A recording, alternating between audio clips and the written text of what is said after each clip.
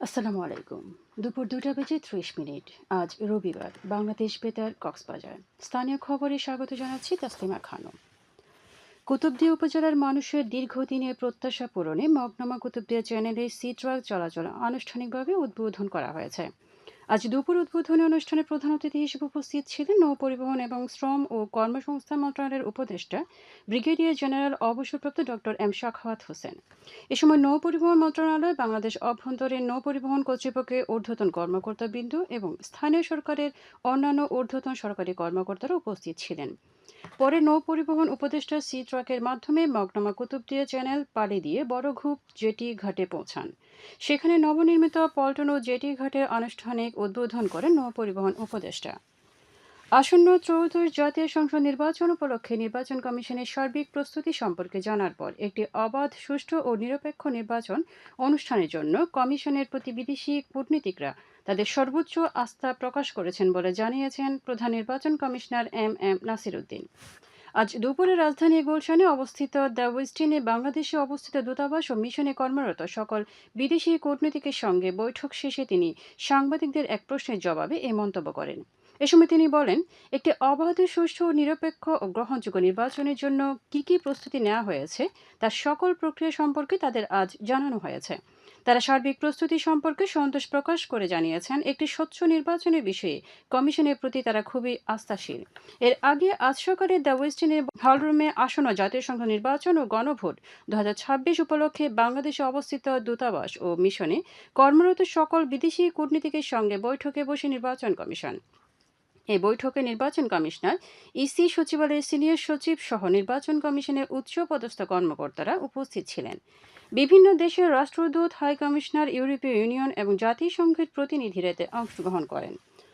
আসন্ন ত্রয়োদশ জাতীয় সংসদ নির্বাচনে কক্সবাজার এক আসনে ভোট গ্রহণ কর্মকর্তাদের প্রশিক্ষণ কর্মশালা শুরু হয়েছে। আজ পেকুয়া উপজেলার কর্মকর্তাদের পেকুয়া সরকারি জিএমসি স্কুল ও চকরিয়া উপজেলার কর্মকর্তাদের চকরিয়া কেন্দ্রীয় উচ্চ বিদ্যালয়ে দিনব্যাপী এই প্রশিক্ষণ কর্মশালা শুরু হয়। স্ব উপজেলা নির্বাহী কর্মকর্তা ও উপজেলা নির্বাচন কর্মকর্তারা এই প্রশিক্ষণ কর্মশালায় প্রশিক্ষক হিসেবে কর্মকর্তাদের প্রশিক্ষণ দিচ্ছেন। এরপর কক্সবাজার 2, 3 ও 4 আসনেও পর্যায়ক্রমে ভোট গ্রহণ কর্মকর্তাদের প্রশিক্ষণ দেওয়া হবে বলে জানিয়েছেন জেলা নির্বাচন কর্মকর্তা আব্দুল আজিজ।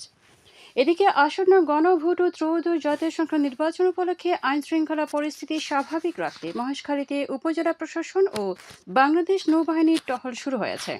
আজ সকাল থেকে উপজেলার বিভিন্ন স্থানে নৌবাহিনীর পৃথক টিম টহল দিচ্ছে। আইনশৃঙ্খলা পরিস্থিতি নিয়ন্ত্রণে যৌথ এই টহল কার্যক্রম অব্যাহত থাকবে বলে জানিয়েছেন উপজেলা সহকারী কমিশনার ভূমি ও নির্বাহী ম্যাজিস্ট্রেট মোহাম্মদ আবু জাফর মজুমদার। রামুতে একটি বোমা সদৃশ বড় আকৃতির বস্তু পাওয়া গেছে। খবর পেয়ে তা নিরাপদ স্থানে সংরক্ষণ করেছে পুলিশ। গতকাল উপজেলার কাওয়ারখোপ ইউনিয়নের লট উখিয়ার ঘোনা তৎসাখালী এলাকায় বোমাকৃতির বস্তুটি দেখা যায়। আজ সকালে রামু থানার ওসি মনিরুল ইসলাম ভূঁইয়া বলেন, প্রাথমিকভাবে বস্তুটি দ্বিতীয় বিশ্বযুদ্ধে ব্যবহার হওয়া অবিস্ফোরিত কিংবা অকার্যকর বোমা বলে ধারণা করা হচ্ছে। স্থানীয়রা জানান, 10 বছর আগে ওই এলাকায় একটি পুকুরে সেটি পাওয়া যায় এবং পুকুরের পাশে কাপড় ধোয়ার কাজে ব্যবহার হয়ে আসছিল। তিনি জানান, বোমাটি সংরক্ষণ স্থান নজরদারিতে রয়েছে। সেনাবাহিনীকে অবহিত করা হলে তারা পরিদর্শনে এসে বোমাটির কার্যকারিতা ও এর মধ্যে বিস্ফোরক রয়েছে কিনা তা খতিয়ে দেখছেন। রামুর ইতিহাস গবেষক ও আইনজীবী শিরূপন বড়ুয়া বলেন, বস্তুটির আকৃতি দেখে এটি দ্বিতীয় বিশ্বযুদ্ধের বোমা বলে মনে হচ্ছে। সে সময়ে এই অঞ্চলে যুদ্ধকালীন জাপানিরা এমন বোমা ব্যবহার করেছে বলে মন্তব্য করেন তিনি। উখিয়ায় বোরো ধানের চারা রোপণে ব্যস্ত সময় পার করছেন কৃষক কিষানীরা। আবহাওয়া অনুকূলে থাকায় আবাদ ও উৎপাদনের লক্ষ্যমাত্রা অর্জনের আশাবাদ কৃষি বিভাগের। উপজেলা কৃষি সম্প্রসারণ বিভাগ জানায়, চলতি বোরো মৌসুমে উখিয়ার 5 ইউনিয়নে 6,870 হেক্টর জমিতে চাষাবাদের লক্ষ্যমাত্রা নির্ধারণ করা হয়েছে, যা গত বছরের লক্ষ্যমাত্রার চেয়ে 90 হেক্টর বেশি। চাষিরা জানান, পৌষ ও মাঘ মাসে চারা রোপণের উপযুক্ত সময়। দেশীয় উফশি জাতের পাশাপাশি কৃষকরা উন্নত জাতের হাইব্রিড বীজের চারা উৎপাদন করেছে বলে জানান উপজেলা সহকারী কৃষি কর্মকর্তা মোস্তাক আহমেদ। আগামী সপ্তাহের মধ্যে চারা রোপণের কাজ শতভাগ শেষ হবে বলে জানান তিনি।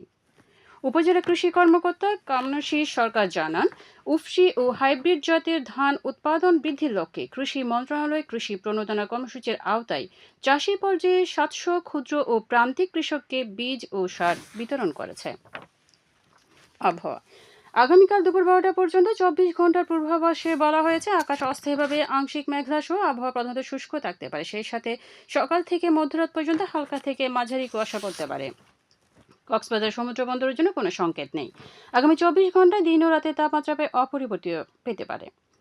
আজ সূর্যাস্ত যাবে বিকেল 5টা 37 মিনিটে, আগামীকাল সূর্যোদয় হবে ভোর 6টা 32 মিনিটে। আজকের সর্বনিম্ন তাপমাত্রা ছিল 17.2 ডিগ্রি সেলসিয়াস এবং সর্বোচ্চ তাপমাত্রা ছিল 27.2 ডিগ্রি সেলসিয়াস। এখন জানিয়ে দিচ্ছি বাঁকখালী নদীর মোহনা ও সংলগ্ন এলাকার সামুদ্রিক জোয়ার ভাটার সময়সূচি। আজ ভাটা শুরু হবে দুপুর 2টা 52 মিনিটে, চলবে রাত 9টা 26 মিনিট পর্যন্ত। জোয়ার শুরু হবে রাত 9টা 26 মিনিটে, চলবে রাত 3টা 10 মিনিট পর্যন্ত। পুনরায় ভাটা শুরু হবে রাত 3টা 10 মিনিটে, চলবে আগামীকাল সকাল 9টা 45 মিনিট পর্যন্ত। খবর শেষ হলো। আমাদের পরবর্তী খবর প্রচারিত হবে আজ বিকেল 4টা বেজে 30 মিনিটে ইংরেজিতে।